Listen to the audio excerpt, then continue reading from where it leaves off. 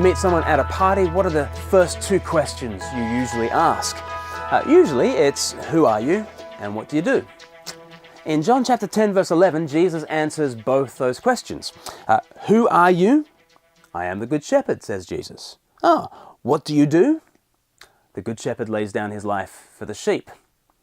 Let's examine those answers in turn. Firstly, who is Jesus? Well, he is the good shepherd. What does that mean? Well, to the Jews who are listening, this is a very significant title.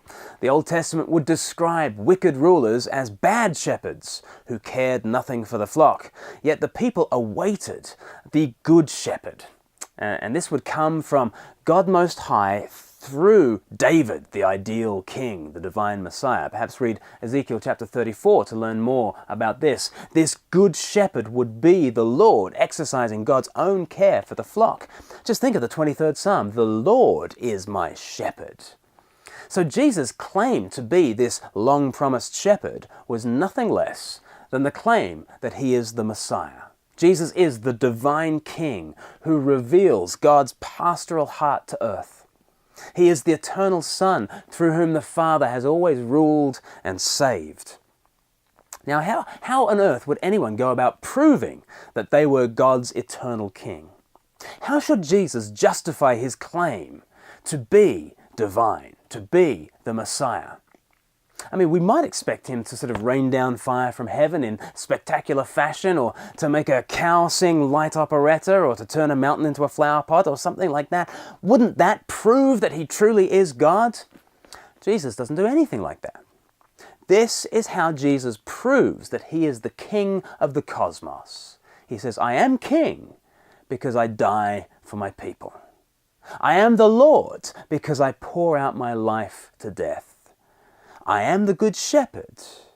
The good shepherd lays down his life for the sheep. Isn't that a shock? Jesus proves his deity by dying. And this is the shocking answer to our second party question. What do you do, Jesus? Well, Jesus says, I give my life for the sheep. Can you just think about that mental picture for a minute? Picture in your mind a shepherd who cares for his flock so much that he dies for his sheep willingly. Perhaps a pack of wolves have cornered young wee Flossie, and he races down the hill and into the fray, and he puts himself between Flossie and the ravenous wolves, and Flossie gets away, and the shepherd is torn apart. This shepherd would rather die than see harm come to his sheep. He dies instead of them. He dies in their place. He dies so that they might live. He dies for them. That is the shepherd that Jesus asks us to imagine here. Now, what would you say to someone with this kind of job commitment? You know, if someone literally said that they wanted to die for their own sheep, I'd say, get a life, won't you? Take up squash, get a hobby, have a sense of perspective. A good shepherd turns up earlier and mends the fences. A shepherd who dies for sheep has ridiculous job loyalty. How highly does this shepherd value his sheep?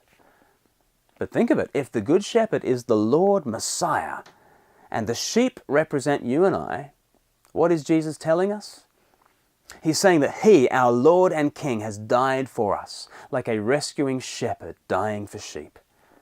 And that is his proof of divinity. The proof that he is Lord is that he dies for the weak and the unworthy. Skeptics may ask, how do we know that Jesus is Lord? How do we know that he really is God?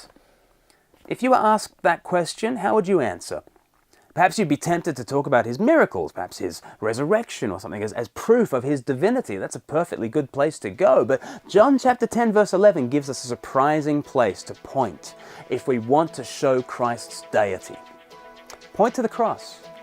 Point to the bleeding sacrifice dying to save his sinful sheep. Point to the shame and ignominy of Calvary. And there you are witnessing the heights of divinity and the deepest depths of godhood. On the cross we see the true God, the one who would be torn apart to rescue the flock. What a shepherd! What a God!